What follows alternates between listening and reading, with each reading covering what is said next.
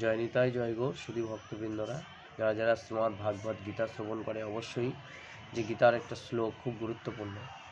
সর্বধর্মং পরিত্যাজ্য মামেকং শরণং ব্রজ অহং তং সর্ব পাপভ্যো মোক্ষ্যাস্মি মা শুচি।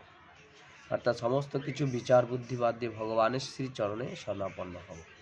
যা কিছু তুমি আহার করবে, গ্রহণ করবে, যা কিছু কর্ম করবে, সমস্ত কিছু শ্রী ভগবানের উদ্দেশ্যে নিবেদন করবে। নিবেদন করে সে কর্মে রত হবে। এতে কী হবে? এতে আমাদের সংসার বন্ধন থেকে মুক্ত হবে। কারণ একমাত্র ভগবানকে নিবেদন না করে যদি আমরা সেই কর্ম করি কিংবা সে সেবা করি, সেগুলো তাহলে আমরা কর্মবন্ধনে আবদ্ধ হয়ে যাব।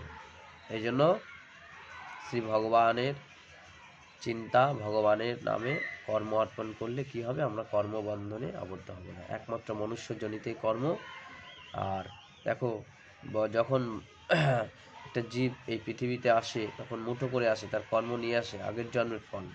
তাই এই জন্মে সেই কর্মটা আমাদের করতে হবে, সেই ভালো কর্ম করতে হবে, সৎ কর্ম করতে হবে, গোবিন্দের নাম, শ্রীহরির নাম কীর্তন করতে হবে।